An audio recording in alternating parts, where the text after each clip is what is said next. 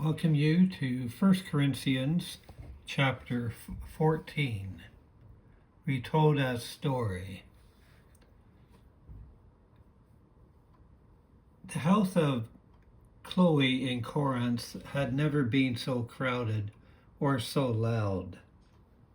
For weeks the Lord's Day gatherings had descended into a whirlwind of voices. Oil lamps flickered wildly as believers pressed into the atrium, the front part of the home, where the gathering of believers met. And it spilled onto the portico and even into the narrow street beyond. The air was thick with the scent of olive oil, sweet, and the faint brine from the nearby harbor. Everyone came eager and zealous, overflowing with the Spirit's gifts. And that was the problem, in a way. It began innocently enough. One brother would rise with a hymn, his voice rich and clear. Before he finished, another stood with a tongue, rushing with words that soared like birds no one could catch. Then a third leaped up with a prophecy, declaring visions of glory.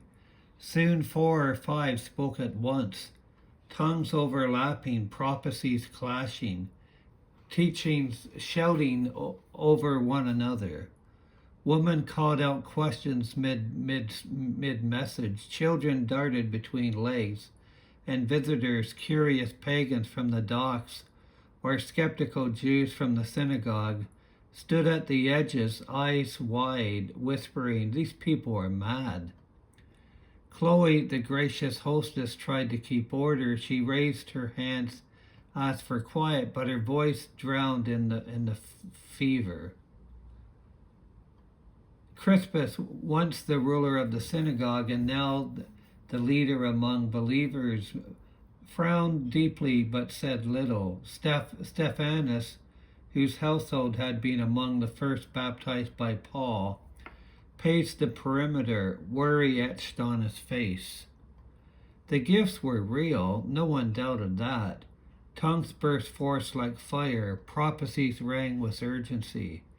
Revelations came in waves, yet something was missing. The unbelievers who wandered in left shaking their heads. New believers grew confused, and even the mature felt uneasy, as if the Spirit's wind had become a storm, tearing at the sails rather than filling them. One young slave named Lysias loved the chaos most of all, freed in soul, if not in body. He owned a powerful gift of tongues. Each gathering he spoke longer and louder than anyone, arms raised, face glowing. The younger men cheered him. "The Spirit," they cried. Lysias felt invincible.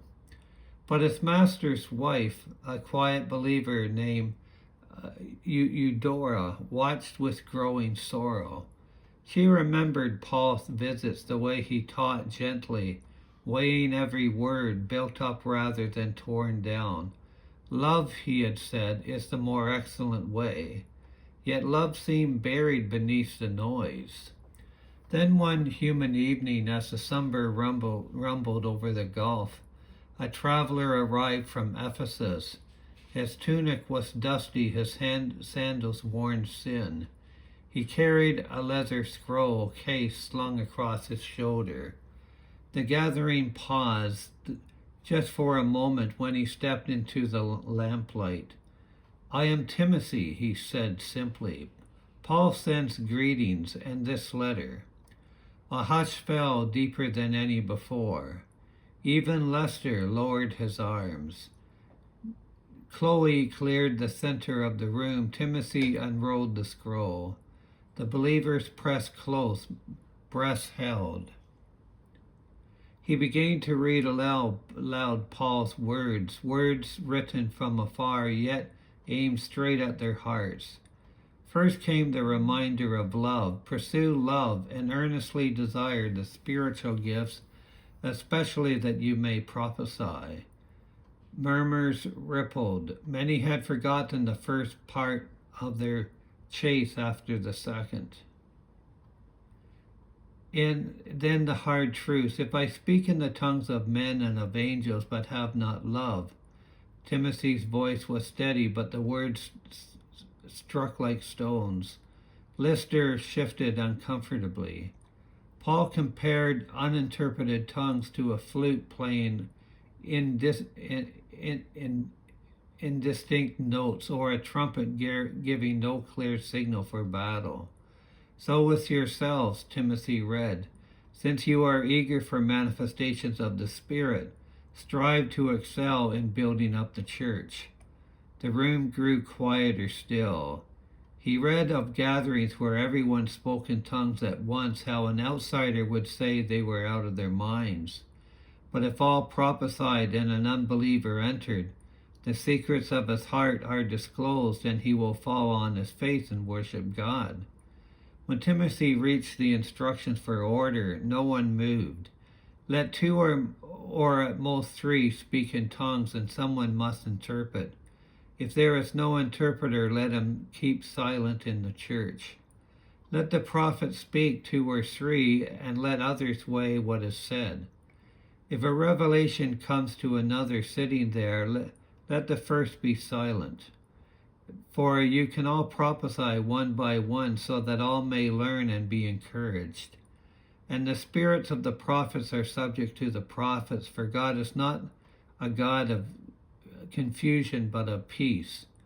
Finally, the gentle but firm words about women, that they are to be in submission, as the law also says. If they want to learn something, let them ask their husbands at home. Let there not be chaos. When Timothy finished, he rolled the scroll slowly. Rain began to patter on the tiled roof. No one spoke for a long moment. Then Eudora, the quiet one, stood. Tears shone in her eyes. We have grieved the Spirit we claim to follow, she said softly. We have sought gifts more than love, noise more than edification, glory more than God. Crispus noted, Paul is right. We have been children playing with fire. Lester stared at the floor. The gift that once lifted him now felt heavy. Chloe spoke last. Beginning next meeting, we'll do everything decently and in order. Not to quench the Spirit, but to honor him. Not to silence gifts, but to let them build us up in love. The following week, the change was startling. Fewer people tried to crowd the atrium. Some gathered in the smaller rooms nearby, taking turns. When the meeting began, Stephanus opened with a psalm alone. Everyone sang. Then Chloe invited contributions.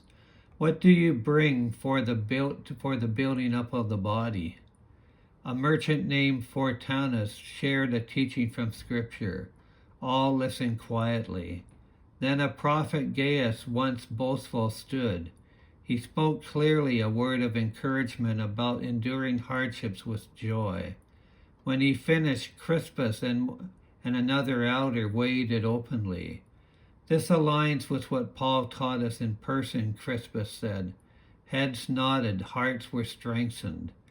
Next, a young woman felt a tongue rising within her. She waited. When the moment came, Chloe asked, Is there an interpreter? Eudora raised her hand. The woman spoke in the Spirit's language, beautiful and beautiful, then and mysterious. Then Eudora interpreted, a message of God's faithfulness to the weak and lowly. Tears fell. An unbelieving dock worker who had slipped in stood trembling and convicted. Only 2 tongues were spoken that night, both interpreted. 3 prophecies given, all weighed, no one interpreted. Questions waited. Lester did not speak in tongues at all. Instead, near the end, he stood, hands shaking, and asked forgiveness. I love the sound of my gift more than the good of my brothers and sisters. I was noise, not music. He turned to a widow who had once spoken he had once spoken over rudely. Forgive me. She embraced him without hesitation. When the bread and cup were shared, the room felt different, not quieter in spirit, but deeper. The same fire burned, but now it warmed rather than scorched. The word spread quickly through Corinth's twisting streets. Pagans who had mocked now listened. Jews who had dismissed now inquired. A Roman centurion's wife began attending. Slaves whispered about it in households across the city. Within weeks, the church grew, not in noise, but in depths. Love became visible, where widows cared for, disputes settled gently, gifts exercised humbly. The chaos had not quenched the spirit, order had released him. Years later, when Paul wrote again from prison, he commended them. I hear your faith is proclaimed in all the world. He did not need to correct their worship anymore. In Chloe's courtyard, under the same flickering lamps, the Corinthians had learned the truth. The more excellent way was not the loudest nor the most spectacular, but the one that built others up in love. And so the church of Corinth, flawed, fervent, redeemed, became a light to the port city, a testimony that the Spirit of God brings both power and peace, both gifts and order, both fire and warmth, all because they listened to a letter one rainy night from Paul the Apostle and chose the excellent way of love restored. Okay, I trust you enjoyed that story, and we'll move on to the next one. God bless.